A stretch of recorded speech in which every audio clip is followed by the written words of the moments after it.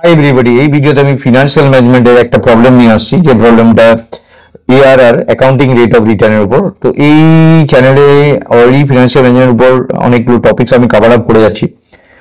তো প্রত্যেকটা টপিকস তোমরা দেখে যাও, আর বন্ধু বান্ধবদের মধ্যে এই চ্যানেলটা শেয়ার করো। একটা প্রবলেম দিয়েছে, XYZ company is considering investment in a project that required an initial investment of 1 lakh for some machinery.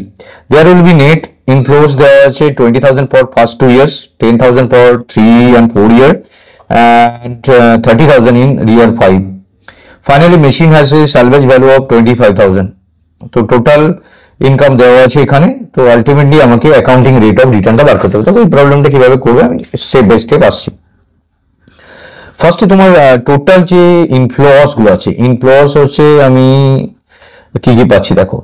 ইনফ্লোস কত ইয়ার্স দিয়েছি? 5 ইয়ার্স। তো 5 ইয়ার্সে আনইভেন ইনফ্লোস আছে, কখনো বেশি ইনফ্লোস হচ্ছে, কখনো কম। যেমন ধরো প্রথম 2 বছর 20,000 করে 2 বছর, প্লাস পরে 2 বছর 10,000 করে 2 বছর, আর লাস্ট ইয়ারে যে 5 ইয়ার আছে সেটা হচ্ছে 30,000। তো তোমার কোশ্চেনে কিন্তু দেওয়া আছে টোটাল 90,000। দেখো টোটাল 90,000 আমি এখানে পাচ্ছি, 40,000, 20 আর 50, মানে টোটাল 90,000 আমি এখানে ইনফ্লোস পেয়ে যাচ্ছি। টোটাল 5 ইয়ারে এত টাকা আমার আসবে। তো এরপর আমাকে যেটা ভাবতে হবে যে এরপর ডেপ্রিসিয়েশন কি হচ্ছে। আমার এখানে কি রিভিনিউ দিয়েছে কিছু? না, রিভিনিউ বলে কিছু দেয়নি। শুধু এখানে দেওয়া হয়েছে মেশিনটা তোমার 1 লাখে দেওয়া আছে, সেটা স্যালভেজ ভ্যালু হচ্ছে 2500। সো ডেপ্রিসিয়েশনটা এখানে খুব ইম্পর্টেন্ট, কারণ কি মেশিনটার ভ্যালুটা তো আলটিমেটলি 25,000 আসছে। তো 1 লাখ যে অ্যামাউন্টটা আছে মাইনাস 25,000, তো এখান থেকে যদি মাইনাস করি তাহলে আমার ডিপ্রিসিয়েশন ভ্যালু হচ্ছে 75,000 আমি পাচ্ছি। তো এখানে ইনফ্লোস আর ডেপ্রিসিয়েশন পেয়ে গেলাম। তাহলে অ্যাভারেজ অ্যানুয়াল প্রফিট কি হচ্ছে? টোটাল প্রফিটটা ক্যালকুলেট করে নিয়ে আগে, তারপর অ্যানুয়াল পাবো। টোটাল প্রফিট হচ্ছে আমার এটা হচ্ছে 90,000, আর এখান থেকে আমার মেশিনটা হচ্ছে 75,000 মাইনাস হয়ে যাচ্ছে। তো আলটিমেটলি আমার কাছে পড়ে থাকছে কিন্তু 15,000। তো এইটা প্রফিট। তো অ্যাভারেজ অ্যানুয়াল প্রফিট, তো অ্যাভারেজ অ্যানুয়াল প্রফিট কি পাচ্ছি দেখো। Average annual profit equal to যেটা 1,50,000 ডিভাইড বাই 5 বছরের জন্য। তাহলে তোমার অ্যাভারেজলি মাত্র তোমার 3,000 টাকা প্রফিট থাকছে। তো এইটা আমি প্রথম যে পেলাম সেখান থেকে আমি ক্যালকুলেশন করে অ্যাভারেজ অ্যানুয়াল প্রফিটটা পেয়ে গেলাম।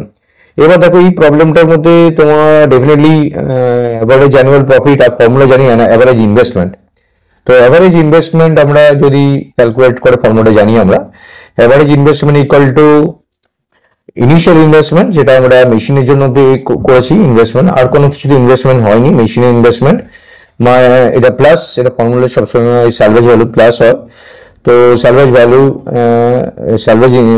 Cost divide by 2। তো এখানে ইনিশিয়ালি কস্ট হচ্ছে তোমার 1 লাখ, প্লাস স্যালভেজ ভ্যালু 25,000, এটা আছে 25,000 আমরা salvage value divide by 2।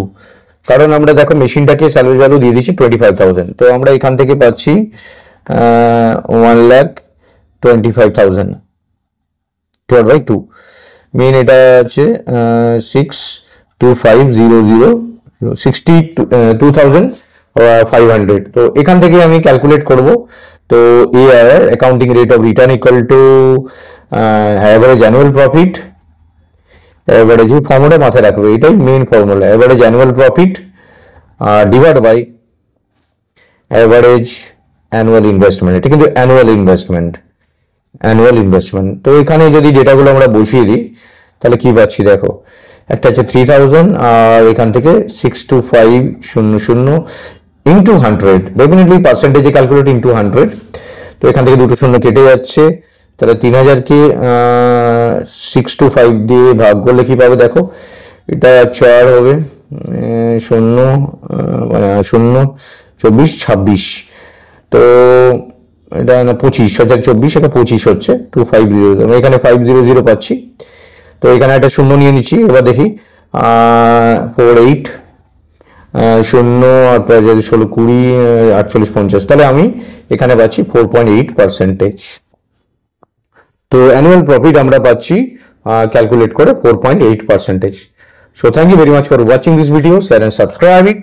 Thank you.